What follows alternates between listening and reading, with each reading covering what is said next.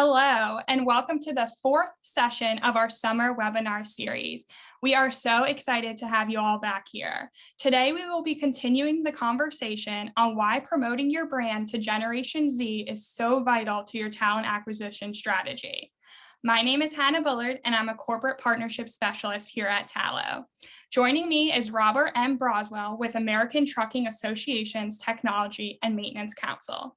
Just like the last couple of sessions, we've only got about 20 minutes here. Robert's going to kick us off with a short presentation, including a video. After that, we're going to go ahead and open the floor to questions from you all. As always, please feel free to add your thoughts and questions to the Q&A so we can make sure we get those answered and make this as a valuable and impactful conversation to help you with your own strategizing and planning. I want to start by welcoming Robert to the conversation. Robert M. Braswell is the Executive Director for ATA's Technology and Maintenance Council, TMC. Robert is responsible for ensuring the effectiveness of all TMC programs, products, meetings, and services covering all aspects of light, medium, and heavy-duty vehicle engineering, maintenance, and maintenance management. Since 2005, he has served as a co-host and content producer of the weekly coast-to-coast satellite radio segment, Tech Talk with TMC, on The Dave Neiman Show, produced in partnership with Dave Nemo Entertainment and heard on Sirius XM Channel 146 every Tuesday. The show provides technical information and exchange on a wide range of technical issues to an audience of US and Canadian listeners. Robert joined TMC in 1992 as information manager. He was named TMC Assistant Technical Director in 1994 and promoted to Technical Director in 1995. He was awarded the council's highest honor in 2004, the Silver Spark Plug. He was named Executive Director in 2017. In 2021, he received Commercial Carrier Journal's Career Leadership Award. He has been a member of the Society of Automotive Engineers, SAE, since 1992. He has served as a member of SAE's Truck and Bus Council and has chaired SAE's Commercial Vehicle Maintenance Committee. What an honor it is to have you here with us today, Robert. Thank you for being here. Well, thank you for having me. I'm very excited to be here. Yeah, of course. I will go ahead and hand it over to you now, and we can go ahead and get into that presentation. Okay, thank you.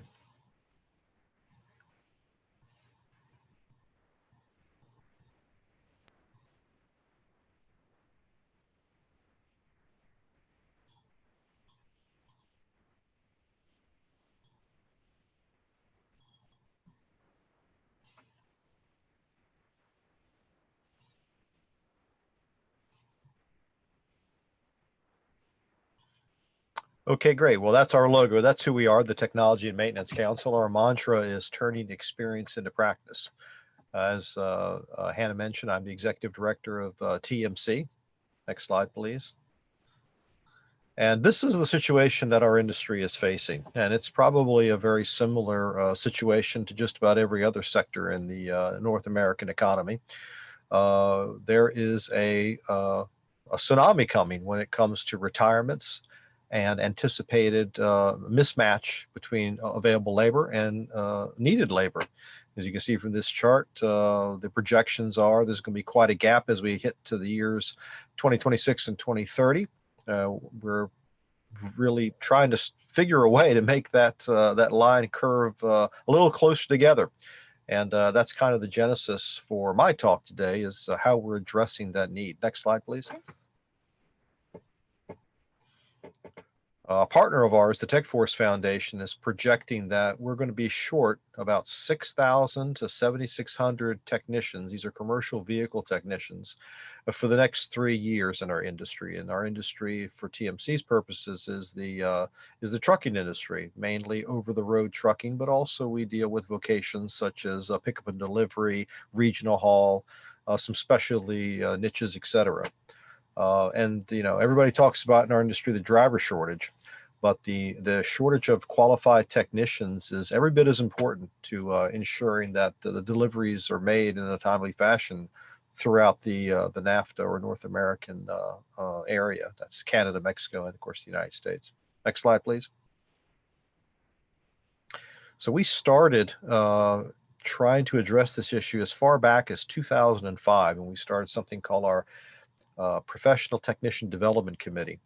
And it was aimed at improving the image of technicians in our industry, not only to the lay audience, but also within our own industry. Because quite frankly, the image of a commercial vehicle technician was not very good. I hate to use this term, but they would commonly refer to technicians as quote unquote grease monkeys. And of course, that is just not the image at all or the reality when it comes to what technicians do. You're more apt to work with JavaScript than you are a crescent wrench when it comes to today's repair of commercial vehicles. But that's a message that we needed to get out, both internal to our own industry and also to a lay industry as well. We started in 2005 by launching a competition. So we would highlight the best of the best. There would be feeder competitions throughout the 50 states and Canada and Mexico, and then it would lead up into the national competition, which we brand as TMC SuperTech. It's now in its 16th year, and we hold this competition each and every year.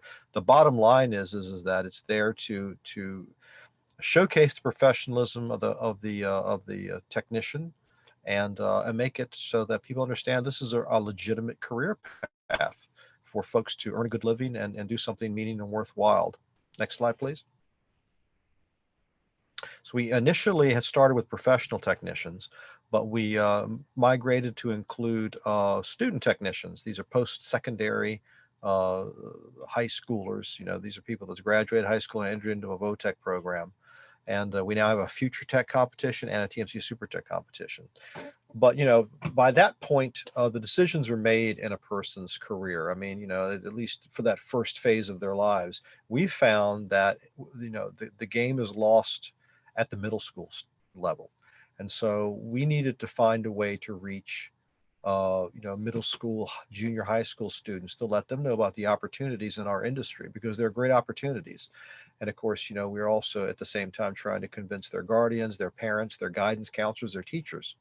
And the strategies that we had been employing just weren't really getting the job done. So we thought the best way to reach students would be to maybe leapfrog over all the gatekeepers and go right to the students. And you do that through their smartphones and their smart tablets and their smart devices. And so we came up with something called TMC SuperTech the Game. And we're using something we call gamification to reach these students. Next slide. So this is an app that's designed for smartphones and smart tablets, other devices. It's available on the Apple iOS and the Google Android platforms.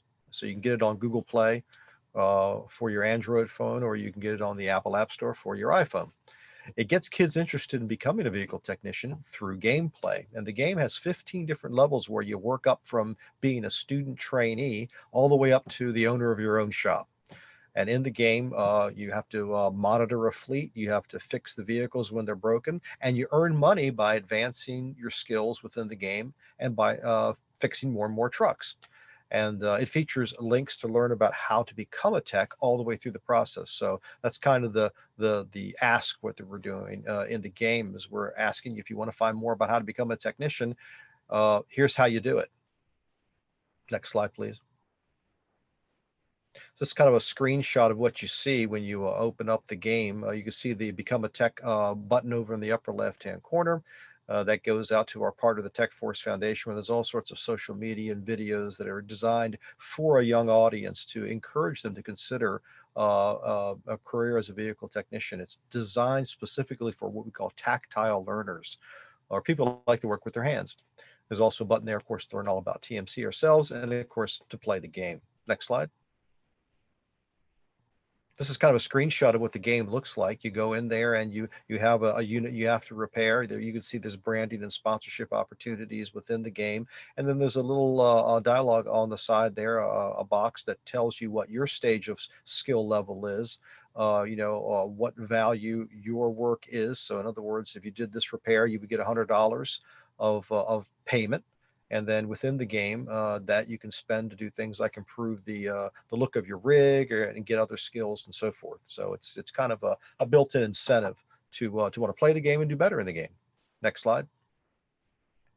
So I'd like to cue a short video promoting the game, if you don't mind. It'll kind of give you an idea of what it looks like. Hannah?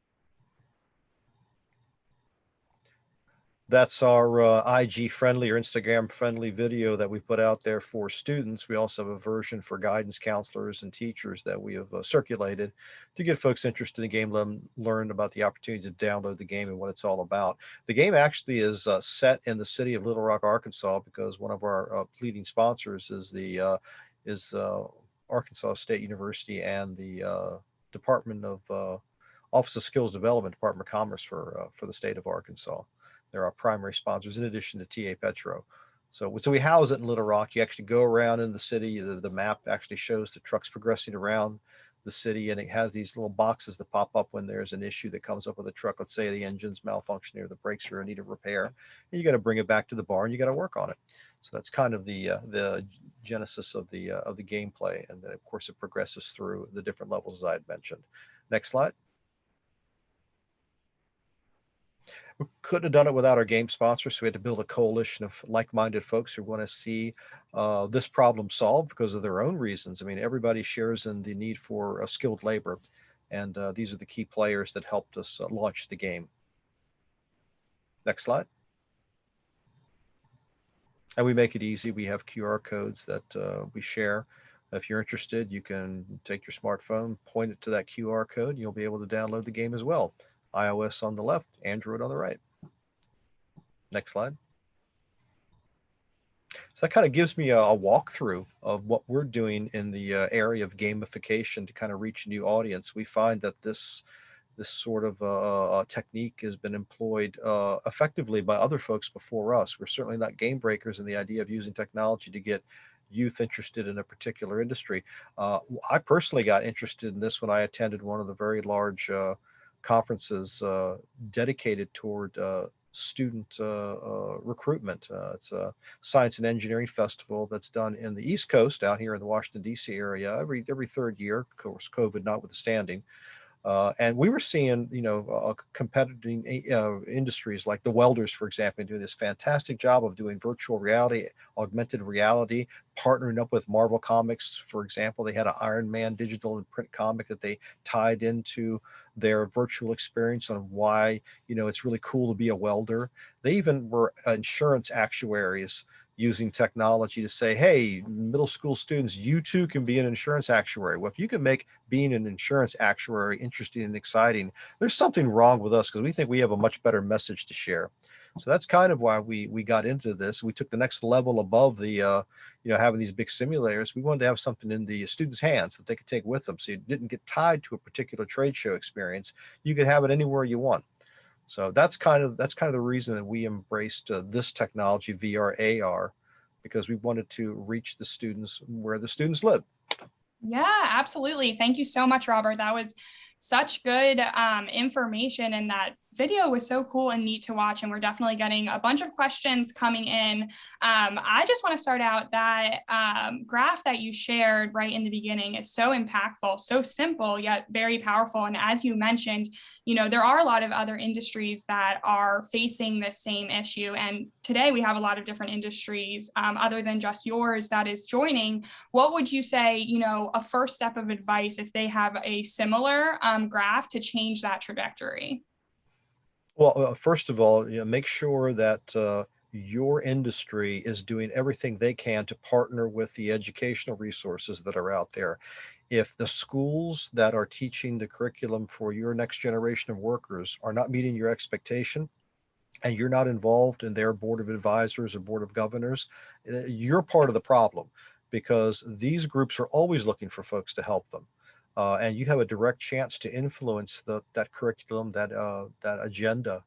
So there's no excuse for you not to get the training that you need when those students matriculate out into the workplace. The opportunities abound for that kind of partnership. I'd say that's first. And of course, know your industry, know what it is you need, and then craft a message to reach out to students, guidance counselors, parents using the latest technology that's available, because that's where they're paying attention.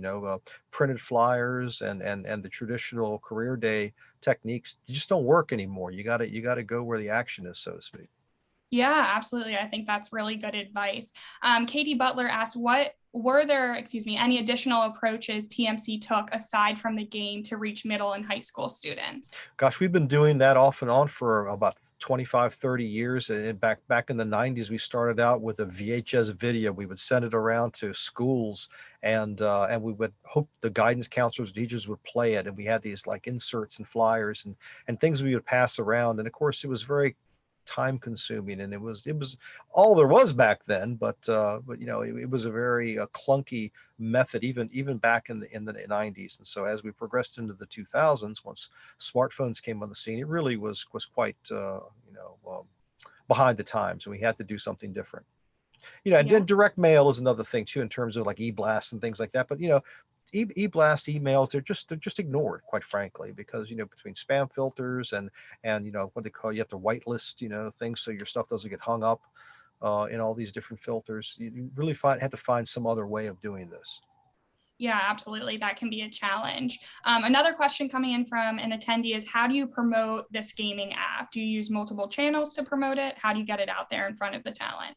Well, in addition to using Tallo, for example, we also partner with other industry groups such as the Tech Force Foundation. Their reason for existing is to partner with schools and other industry segments to spread the word. So it's good to get other folks that have an expertise in that area of sharing that message. They're particularly adept at doing it through social media channels, and we find that that's an effective way of reaching those audiences. The other thing too is we partner with groups like in our industry, the ASE Education Foundation.